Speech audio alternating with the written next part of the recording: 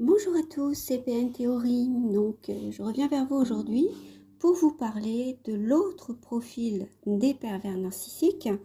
Vous savez que je distingue deux profils. Le profil charismatique qui est solaire, qui est spontané, en tout cas qui semble dans son comportement plus ouvert, spontané,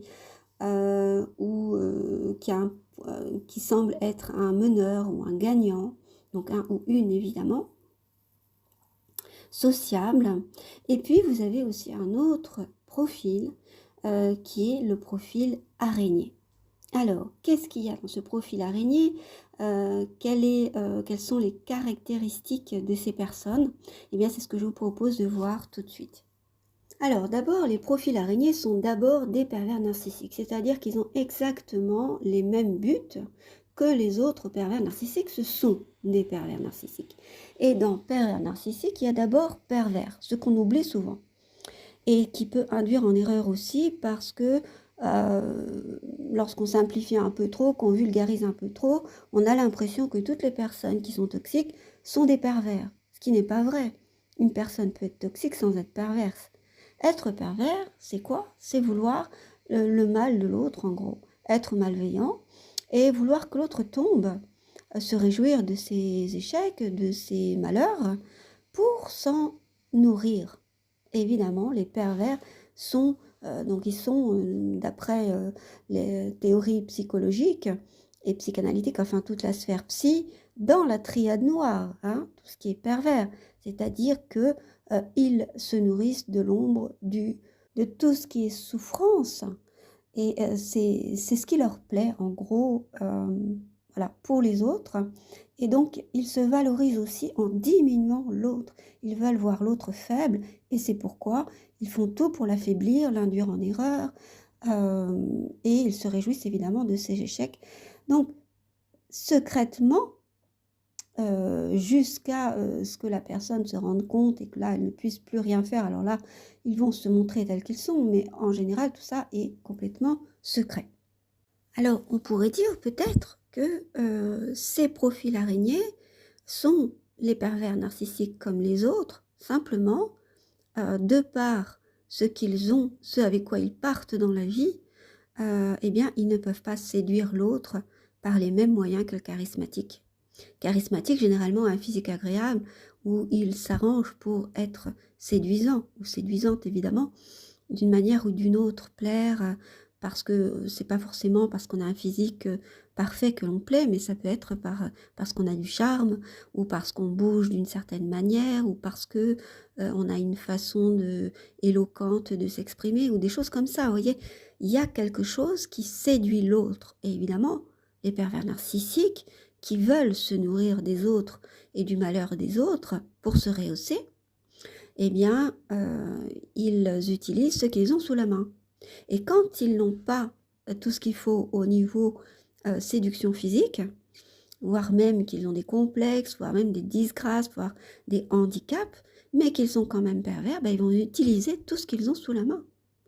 Et ils vont essayer, ben, par exemple, de faire pitié aux autres ou d'utiliser leur rationalité plutôt que la séduction. Vous voyez, des arguments, par exemple, qui en plus seront vus par tous comme étant légitimes. Donc, ça sera encore plus difficile de repérer l'emprise là-dedans, de repérer la manipulation.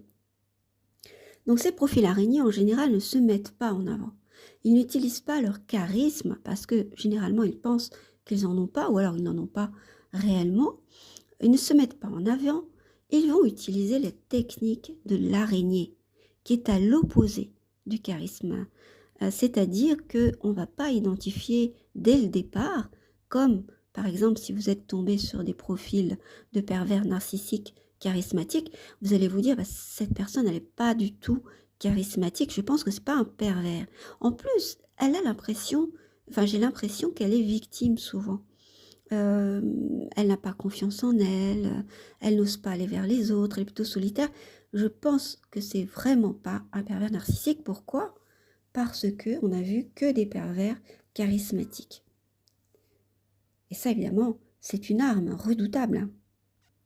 Pourquoi? Eh bien parce que quand vous allez être dans ces filets, cette araignée va utiliser ce que j'appelle la méthode du cobra, en s'enroulant autour de vous pour vous étouffer. Donc vous voyez, c'est pas du tout la même méthode. Donc elle peut utiliser cette méthode du cobra. Qu'est-ce que c'est? C'est, par exemple, ça peut se traduire par abuser de votre temps, abuser de votre patience, de votre gentillesse, de votre générosité, de votre bienveillance, etc. Elle va abuser, c'est-à-dire que comme elle va se présenter comme une victime, euh, vous ou la personne qui sera en face d'elle, qui est souvent un sauveur, en tout cas ceux qui restent seront des profils plutôt de sauveurs, qui se montrent serviables, qu'ils vont avoir de l'empathie et qui vont avoir l'impression de voir chez cette personne quelqu'un qui a besoin d'aide, besoin d'écoute. Et ils ne vont pas se douter que cette personne va abuser de tout cela. Alors pour illustrer mon propos, on pourrait parler d'une sorte de Tati Daniel, voyez, c'est-à-dire qui abuse, qui essaie de faire pitié. Il utilise la pitié plutôt que la séduction. Dans ce cas-là, dans le cas en tout cas de Tati Daniel. Mais en réalité, elle prend un malin plaisir lorsque vous souffrez, voire même être complètement indifférent, voire vous rejeter, vous culpabiliser encore plus lorsque vous souffrez, en disant c'est votre ego, c'est parce que vous êtes égoïste, etc. Donc, chez ces personnes, jamais de la vie, on imagine qu'on a affaire à un pervers narcissique. Mais lorsqu'on voit qu'elle désire la souffrance de l'autre, qu'elle en jouit, cette personne, c'est une des caractéristiques évidemment les plus flagrantes de la perversion. Un petit sourire, par exemple, lorsque vous souffrez, que vous vous êtes fait mal, etc., ça montre qu'il y a de la perversion, évidemment. Alors, ce qui se passe généralement, c'est que peut-être que vous remarquez ces signes de perversion, mais que le caractère discret, en retrait de cette personne, ne colle pas pour vous avec les profils décrits un peu partout par les pervers.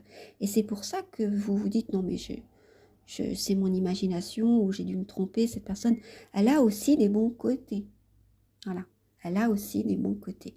Et c'est ce qui fait qu'on peut rester, et à force de rester, plus on reste et plus on est étouffé. Alors il y a une autre méthode que celle de la méthode du cobra ou de l'étouffement, c'est la méthode du koala ou la méthode de l'agrippement. Les pervers narcissiques profil araignée s'agrippent à vous ou alors à votre couple, à votre famille ou à votre amitié, etc. Lorsqu'il y a, même lorsqu'il n'y a plus aucun espoir. Elles veulent voir jusqu'où vous allez aller en fait. C'est comme ça qu'elles vous testent. Elles vont essayer de vous reconquérir, même après que vous ayez, par exemple, rompu, que vous soyez éloigné, en vous rappelant des souvenirs, des liens qui vous unissent, les enfants, par exemple. Et ça, c'est un moyen d'aller vous rechercher lorsque vous avez finalement identifié que quelque chose n'allait pas ou ne vous convient pas et que vous vouliez arrêter cette relation. Donc, ils vont faire appel à vos principes, à votre compassion, au nom des souvenirs, vous ne pouvez pas me laisser comme ça parce que moi, je suis sans argent, par exemple, faire appel à votre générosité, etc. Alors, le type araignée, il table surtout sur le temps, plus que sur la séduction. Vous le savez, les charismatiques, ils essaient lorsque, par exemple, vous essayez de leur échapper, ils tentent des rapprochements physiques, un effleurement de la peau qui semble involontaire, une invitation au restaurant, un baiser inopiné qui semble inattendu par exemple. Les pervers narcissiques, eux, ils tablent sur le temps. Ils veulent vous avoir à l'usure. Ils s'agrippent à vous de manière insidieuse en exagérant une douleur par exemple ou en prétextant une dépression, etc. Ils dramatisent aussi la rupture. Oh, tu te rends compte comme tu m'as fait mal. C'est vraiment inhumain. Elle vous culpabilise en fait par des faits qui vous obligent finalement à rester pour ne pas paraître sans cœur, pour être fidèle à vos principes. Alors si, toujours pareil, en comparaison avec les pervers narcissiques charismatiques, font appel à la séduction, eh bien, ils font appel à des arguments, à votre côté rationnel. Comme je le disais tout à l'heure, c'est-à-dire que ils vont vous dire, par exemple, c'est pas logique d'agir comme ça. Ou alors, je ne comprends pas. Comprendre dans le sens cognitif et non pas accepter. Je comprends pas, c'est-à-dire, il faut que tu m'expliques. Et donc, il va falloir des tas d'arguments, des tas de mots. À chaque fois, le pervers narcissique type araignée va faire appel à votre absence de rationalité sur ce coup-là, votre absence de logique. Et évidemment, elle va vous manipuler par tout un tas de biais cognitifs qu'il connaît bien et vous enfermer là-dedans. Donc si les biais cognitifs vous intéressent, j'ai fait des vidéos là-dessus, sinon d'autres personnes en ont fait et vous pouvez vous renseigner. Vous allez voir, il y en a énormément. Alors autre chose aussi, c'est que les profils araignées utilisent plus le langage non verbal et les silences pour arriver à leur fin. Alors que les charismatiques vont beaucoup utiliser le langage, quitte à vous saouler, mais dans un sens de séduction, avec des mots dont il sait qu'ils vont résonner affectivement ou émotionnellement chez vous. Et le pervers de type araignée, il va plutôt utiliser le silence pour arriver à ses fins. Comme je vous l'ai dit, en travaillant sur l'usure, c'est un peu comme s'il économisait ses paroles, ou alors il va utiliser des paroles vraiment qui sont en rapport avec tout ce qui est du cognitif, de la compréhension des paroles qui sont dans la rationalité, des paroles froides. Il peut y avoir aussi chez lui une impression de faiblesse et de difficulté à s'exprimer ou à parler. Les jeux de regard sont beaucoup utilisés à la place des mots chez les pervers araignées. Ils passent du temps en fait à apprendre à maîtriser leur regard pour que ne filtre dans leur regard aucune de leurs réelles émotions. Ils peuvent avoir un regard extrêmement froid qui peut vous glacer et même vous impressionner. Un regard dur à certains moments, ça fait froid dans le dos, d'autant plus s'il est accompagné d'une mimique complètement impassible, vous voyez, vous ne pouvez rien voir sur le rien, il ne laisse rien paraître.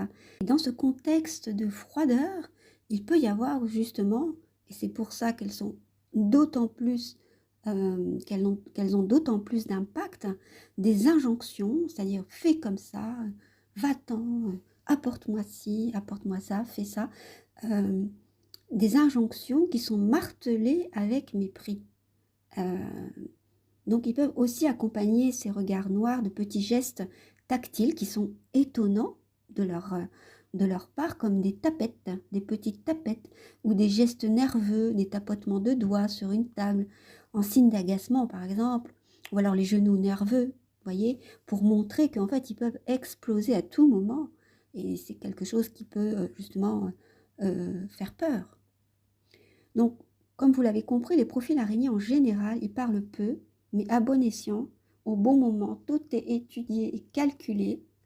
Et s'ils sont plus bavards, en fait, c'est souvent à des moments inadaptés, c'est-à-dire que vous n'avez absolument pas le temps de les écouter, mais adaptés à votre réceptivité, c'est-à-dire si vous n'avez pas le temps, ils vont jouer sur le fait de vous faire perdre du temps pour que vous soyez en retard quelque part, ou alors c'est au moment où vous allez être le plus réceptif.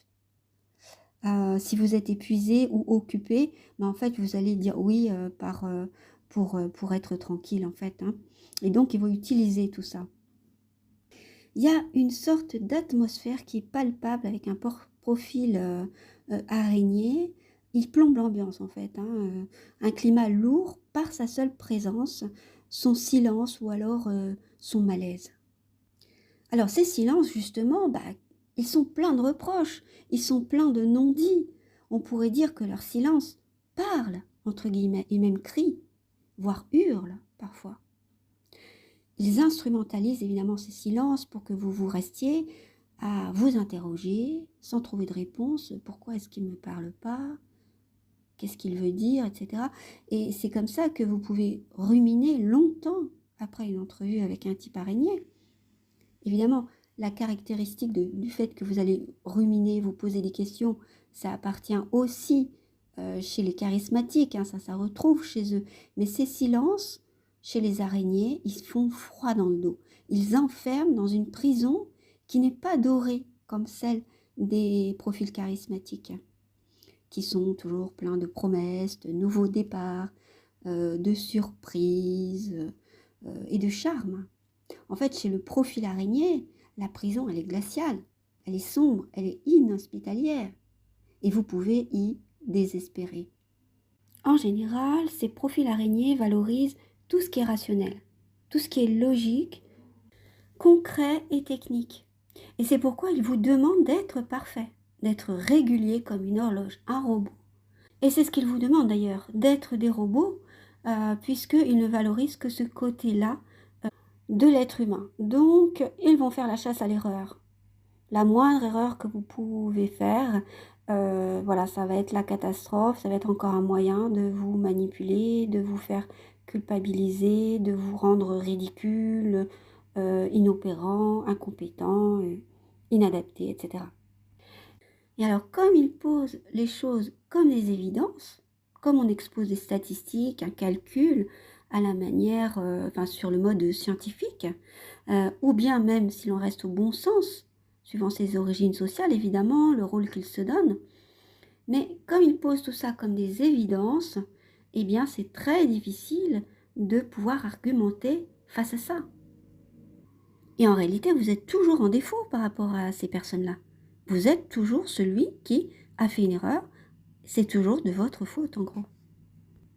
On reconnaît là le côté narcissique de ces pervers narcissiques, c'est-à-dire qu'ils se posent comme supérieurs à vous, mais sur le terrain de la logique ou de la science ou du bon sens. Il est celui qui sait ce qui est le mieux pour vous, qui sait ce qui est normal, entre guillemets, de faire, et vous faites tout de travers, tout à côté, en fait. Alors, j'ai dit tout à l'heure que ce profil araignée ne parlait pas beaucoup. Ce sont des gens un peu taiseux, mais en réalité, ils peuvent être bavards à certains moments, faire un effort sur eux-mêmes, en fait, même si ce n'est pas dans leur nature, ils font un effort parce que le jeu en vaut la chandelle. Donc, bien sûr, il s'agit d'un faux self, d'un masque, mais avec une intention stratégique, celle de pouvoir mettre le grappin sur vous, telle une araignée dans sa toile. Donc, lorsque ce comportement est complètement en opposition avec son comportement habituel, ça peut donner la puce à l'oreille. On peut se dire, là, il a quelque chose à gagner, cette personne a quelque chose à gagner derrière. Surtout si vous savez évidemment que c'est une personne perverse. Si elle n'est pas perverse, ou si vous vous demandez si elle l'est, ça peut tout simplement être quelqu'un qui, de nouveau, était timide et puis qui se force en fait à sociabiliser. On retrouve aussi, comme chez les vrais timides, une audace des timides, on pourrait dire. C'est-à-dire que lorsqu'ils font un effort de socialiser ou de plus parler, en fait, ils vont exagérer. L'alcool, les drogues peuvent aider à faire semblant une soirée, par exemple. Mais le naturel, contrôlant, qui domine, va revenir très vite. Et évidemment, on va être rattrapé par le quotidien. Donc, là où les charismatiques agissent par la séduction, ils vont agir par la contrainte, par le contrôle, et avec des techniques comme l'agrippement, l'étouffement et la contrainte, y compris la contrainte physique, évidemment. Voilà pour les caractéristiques de ce profil araignée, ce profil pervers narcissique araignée, donc PNA. Vous ne trouverez pas forcément cette appellation ailleurs, puisque c'est moi qui l'ai inventé il y a quelques années. Et d'autres personnes appellent ce profil vulnérable, caché, etc. Bon, c'est la même chose, simplement moi j'ai essayé d'illustrer pour comparer ce profil au profil du charismatique. Alors le problème avec ces profils-là, c'est que c'est très difficile de les identifier. On les identifie généralement à la fin, quand en fait vous vous rebellez, lorsque la victime se rebelle, à ce moment-là, on voit beaucoup plus, et puis on ouvre les yeux parce que on a pris peut-être un peu de recul face à tous ces refroidissements, voir ces silences, ces coupures, ce chantage, beaucoup de chantage aussi, beaucoup de non-dits. Donc on a pu prendre le temps du recul mais on y croit toujours ou la personne nous rattrape toujours. Et finalement, c'est à la fin, quand on se rebelle vraiment et qu'on veut vraiment arrêter, couper définitivement la relation, que la violence contenue chez le profil araignée qui transparaîtra à ce moment-là de manière évidente. Au niveau du regard, par exemple, qui va devenir noir, un regard méprisant, voire avec du défi, ce qui laisse présager, par exemple, une vengeance. Et ce regard, il peut être accompagné de gestes menaçants. Et ces gestes, ils étonnent la victime, parce qu'en fait, ils ne correspondent pas à ce qu'elle connaît de l'araignée. Elle pensait que c'était quelqu'un, voilà, de timide, d'introverti, qui se faisait avoir, en fait, qui était une victime. Donc c'est un choc émotionnel violent de se rendre compte qu'on s'est trompé et qu'il y a eu une tromperie. On s'est trompé parce qu'il y a eu tromperie. Et donc, l'identification de ce pervers narcissique araignée, ça résonne chez les victimes comme une révélation et ça sidère encore plus que le profil et d'une autre manière. En tout cas, ça fait appel à d'autres schémas que celui du profil charismatique. Et alors cette sidération, elle fait qu'on ne comprend pas, donc les victimes ne comprennent pas ce qui se passe, ils sont incapables d'agir, de réfléchir, c'est d'ailleurs la définition de la sidération. Et dans ce temps, les actes de violence morale, les abus de toutes sortes, mais aussi les abus physiques, les contraintes déferlent. C'est comme un ouragan, une impression de déchaînement en fait d'une rage qui était contenue jusque-là et qui éclate, qui est décrite, qui est bien décrite par les victimes. Alors évidemment, vous pouvez avoir aussi cette impression-là chez le charismatique. Et il peut y avoir aussi des profils qui sont mixtes, avec des comportements qui relèvent autant de la contrainte, de ce qui est caché, et puis utiliser des arguments de rationalité, utiliser la méthode du cobra, etc. Par des charismatiques, pourquoi pas, elles peuvent utiliser tout ce qu'ils ont tous les moyens qu'ils ont évidemment à leur disposition, puisque vous le savez, les pervers narcissiques ont une intelligence stratégique et ils veulent arriver à leur but, c'est-à-dire soit détruire la victime, la détruire de tous les sens ou sur un aspect, c'est-à-dire émotionnellement, physiquement, ou détruire sa réputation, détruire sa joie de vivre, etc. Et ils jouissent, et c'est ça qui fait que ce sont des pervers aussi. Il y a cette volonté de faire du mal et de détruire, mais il y a aussi la jouissance du mal qui est fait à l'autre. Après, il y a une troisième caractéristique aussi, c'est la volonté de pervertir aussi, qui leur fait très plaisir, ils jouissent de ça, c'est-à-dire de rendre d'autres personnes pervers. Donc, elle utilise tous les moyens en tablant sur ses points forts pour arriver à ses fins. Donc, ça peut être par le moyen charismatique, si elles ont ces qualités-là, ou par le moyen de l'araignée, qui est un moyen beaucoup plus caché et qui utilise un autre piège qui est celui de faire croire qu'ils sont des victimes, des petites personnes vulnérables et fragiles et qu'ils ont besoin d'aide. Alors, je reviens sur les caractéristiques qui font que vous puissiez être attiré par ces personnes et vous rendre compte ensuite que ce sont des fausses victimes ou des victimes qui instrumentalisent ce statut de victime pour vous avoir et vous rendre dépendant. Donc, ils utilisent la compassion, le sentiment de pitié et aussi le mystère. Le mystère attire par la part de rêve et de même que pour le pervers charismatique, la séduction opère, mais pour le pervers araignée, c'est une séduction qui laisse imaginer, qui laisse suggérer qu'il y a plein de choses derrière ou qui laisse planer le doute. Et donc, il y a ces deux ingrédients, compassion et attirance pour le mystère, qui façonnent déjà un type de relation que peu de personnes envisagent de suivre sur le long terme, sauf les personnes très compassionnelles, les personnes altruistes, les personnes qui sont patientes, sensibles, qui se laisseront prendre dans les filets, si discrets et si subtils des pervers narcissiques araignées. En fait, les pervers narcissiques araignées, il faut aller les chercher, ils se laissent découvrir, parce que ce sont des personnes qui semblent éviter les rencontres ou montrant qu'ils sont mal à l'aise en public, etc., ayant peu d'expérience sociale.